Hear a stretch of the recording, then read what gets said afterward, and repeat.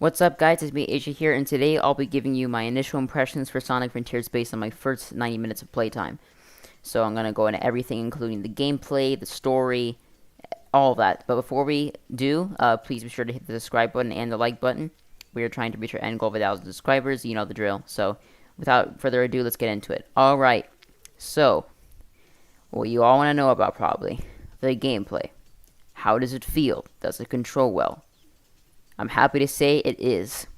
It is really good. It feels very fluid. It feels really good to play. Um, and that I know that's probably something every video game should have. So you're like, why are you bringing this up? How he feels? But most Sonic games haven't had good controls lately. So I had my concerns, but yeah, the controls are really good. Yeah, I don't really know if I can elaborate on it. You know, based on the basic controls. The combat I'll get to in a minute, but yeah, he feels really good. He's not like stiff. It's not hard to jump. It's not hard to like turn. He has full 360-degree turning now, so that's really good. Um, the double jump is really good for correcting platforming mistakes. I found myself using it a lot. Um, But yeah, the controls are really good. However, the mid-air control, that is not as good. Especially like when you jump off the incline of a rail, it's kind of hard to like move yourself, steer yourself. Which is fine, It's more so the ground control that needs to be better, but just wish that could have been more, more tight. But I can live with it. The unfortunate thing about jumping, however, is that it kills your momentum.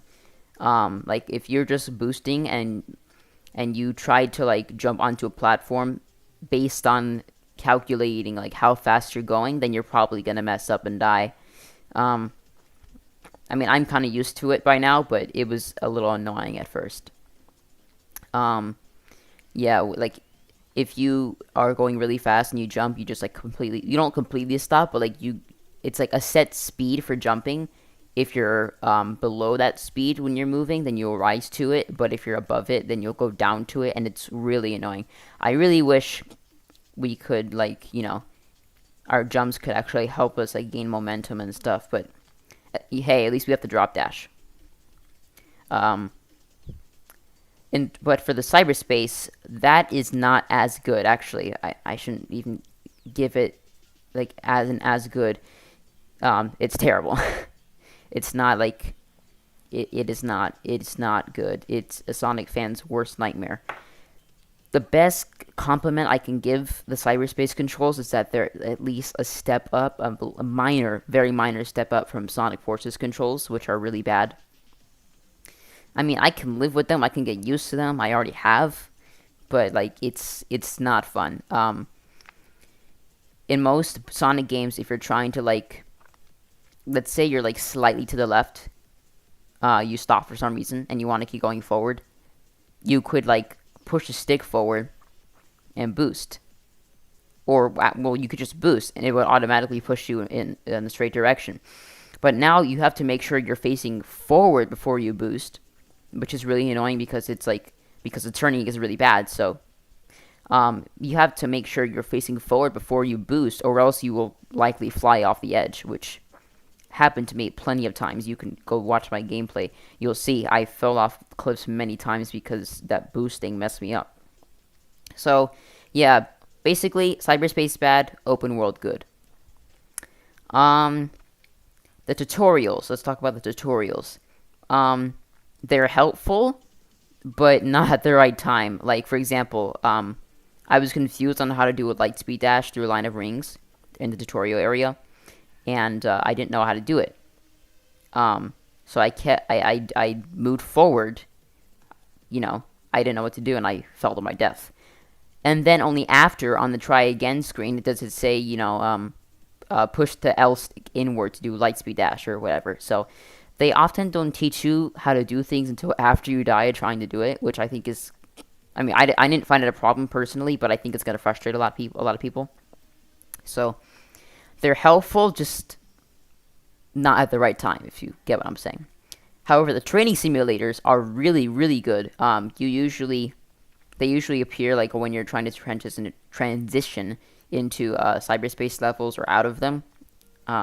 Based on my playtime, I'm not sure if they play anywhere else, but yeah, they're really fun. And unlike most training simulators in most games, they don't like immediately take you out of it if you're in the middle of an exercise.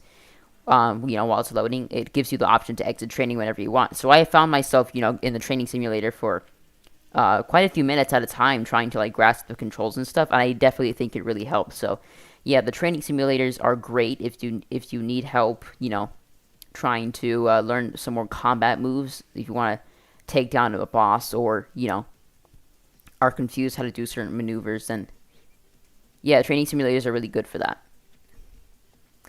All right, the environment. What do the graphics look like? Well, I played on the Switch version, so obviously it doesn't look very good. Switch Sonic games on Switch never look good, unfortunately. Yeah, 30 frames per second, very low res. It's worse for you guys because of my encoder. When I had to download the video, it kind of like downgraded the graphical quality a little bit, but um, I have to be nice and say it's just a Switch port. It does look really good on the PS5. I've seen like gameplay footage. So, but barring the low graphical res, like if I were to pretend that it does have the graphics of PS5, I would say that it looks really beautiful. The environment looks really nice. It's big and open, lots of room to run. And however, the platforming, like the platform objects, they don't fit well into the environment. I really noticed that a lot. But you know what? I was having so much fun. I did not even care. I did not notice at all. To me, they were just like normal platforms. They could have been integrated into the environment or not. I would not have cared, honestly. Like, I was having so much fun. So, yeah. Platforming, I was a little concerned that it would like feel jarring at points because it wasn't integrated into the natural environment, but it's fun as heck. You will find yourself not caring whatsoever that, it doesn't blend into the environment. It is so fun. The flow of everything is just spectacular. They pulled it off really well. However, the pop-in, again, the Switch, everything's worse than the Switch, unfortunately. The pop-in is way worse on the Switch. That was one thing that really broke my immersion a lot. I had a real problem with the pop-in.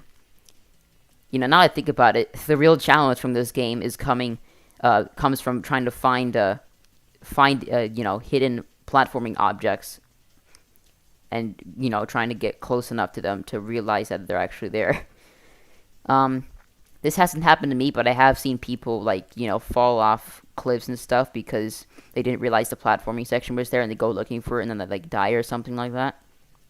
So that's a bit of an issue. Of course, it's better. It's more controlled on PS5 and stuff like that, newer consoles. But on the Switch, it's pretty bad. Overall, if you have a better system possibly to play it on, I really recommend that you get it on either PS5 or PS4. They still make games for the PS4 because PS5 is expensive. PC, basically anything other than Switch or probably Xbox Series S. I might be listening to the wrong Xbox. I don't know. One of the Xboxes, I'm not sure which one it is kind of old, like the Switch, or not old, but not as good as graphics. But yeah, basically anything other than the Switch port, if you can do that I highly recommend you do. Okay, the character models. This is interesting. So you reused the character models from the last game, Sonic Forces, and don't worry, if you're a fan, I'm not gonna elaborate on this because I know many fans out there are frustrated that people keep complaining. I'm not necessarily complaining. I have no problem with the model itself, but it causes a lot of issues in the cutscenes, and I'll talk about the story in a minute.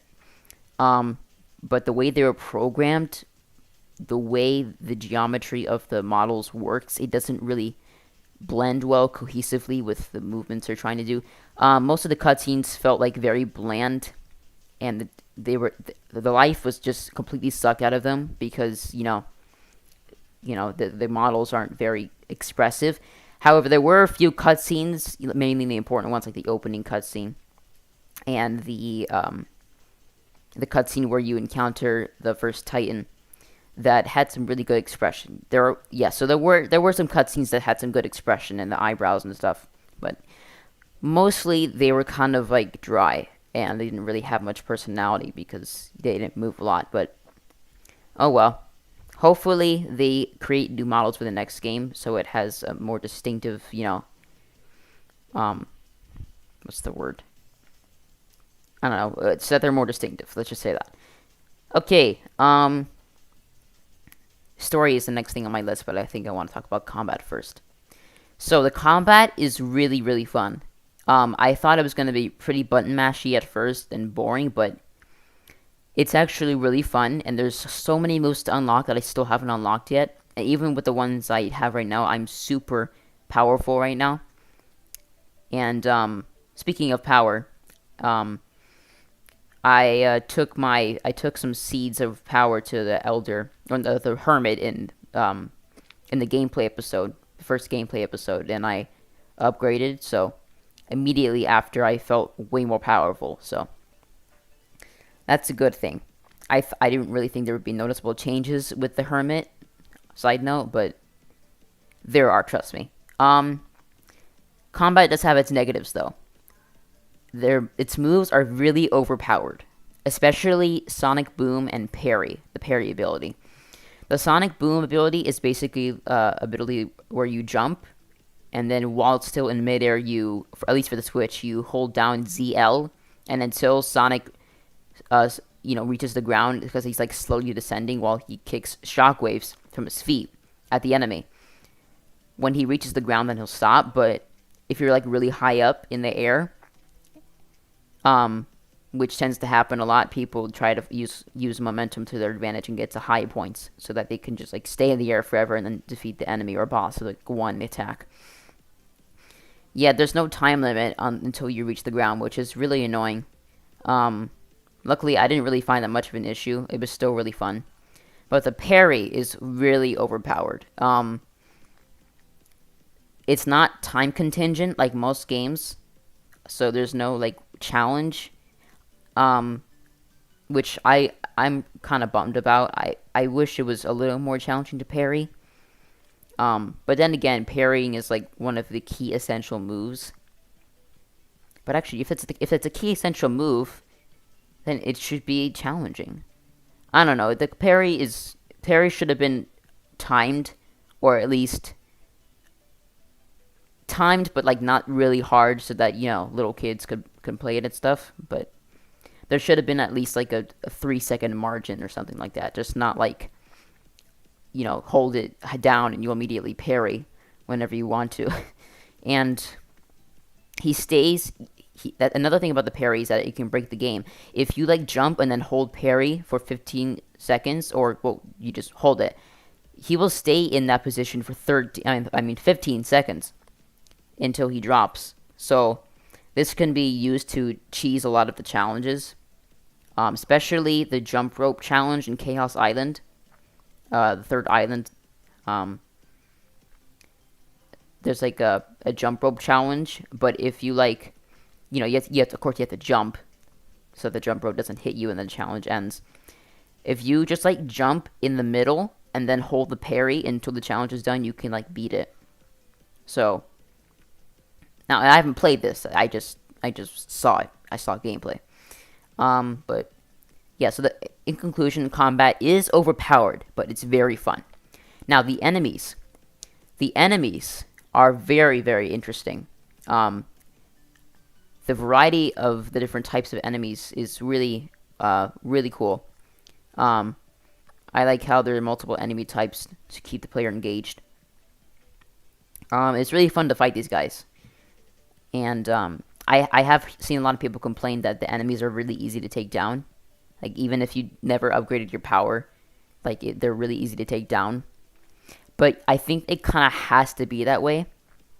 because if you want to keep your flow going, if you don't want to stop, no one wants to stop while they're running super fast and then have to take like 3 minutes to defeat a single enemy because it's like really powerful. Because that basically be a boss. So I think they kind of have to be easy to take down in order if you want to keep that flow going, because this is what this game's about, just keeping your flow and going fast.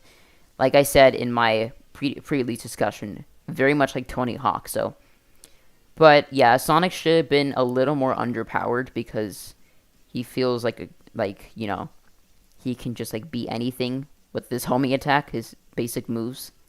So, but yeah, combat in conclusion is very fun. I'm really excited to unlock the other moves in the skill tree and see what they do.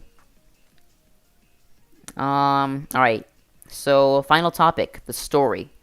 Now, the story is really interesting so far. I don't think I want to spoil anything right now, just so you guys can, watch this video to the end.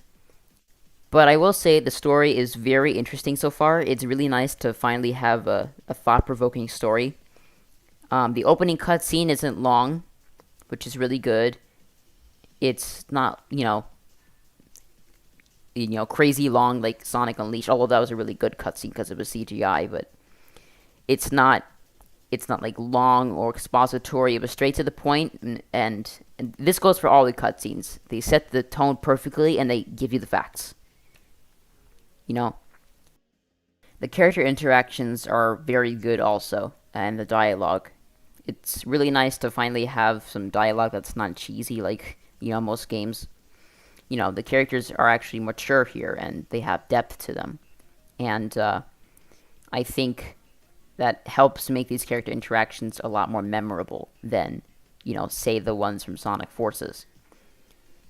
These, I can't speak for Knuckles and Tails because I haven't gotten to, other islands yet, but for Amy, the interactions I've had with her are really good. Sonic isn't like giving, he's not like, being a smart aleck and saying jokes like every second. He's grown up a little more. He's hit puberty, so to speak. So, but yeah, story is great. Character interactions and the dialogue are also really good. I love where this is going. I'm really excited to see where it's gonna go. Yeah. So, initial impressions for Sonic Frontiers, good so far. Excited to see the rest of it. And, yeah, that's pretty much it. Before I close out today's video, I do want to let you know that I probably, most likely, won't be able to make a video essay on Sonic Prime before it comes out. I'll still do a review, but I won't have, like, a video, explaining what it's about before the show releases on Netflix. The reason is I have to do some intensive piano practicing for the next 2 weeks because I have to submit a recording for an application to a school, an art school in North Carolina that I want to go to next year. So then the deadline to submit that recording is in 2 weeks, so I have to really get my pieces down and practice a lot so they're perfect for the recording. So yeah, probably won't be able to do that, but don't worry, you will get a review once I have completed the show and finished watching it. But anyway, guys, that's gonna do it for today. Just wanted to quickly give you my impressions of first impressions of Sonic Frontiers, what I think of it so far. Please be sure to go check out the first 90 minutes of gameplay on my YouTube channel. Don't worry, I will be uploading a second episode soon. Just give me some time, right? But yeah, please be sure to subscribe and hit the like button so that we can reach our 1,000 subscriber end goal. And yeah, I'll see you guys next time.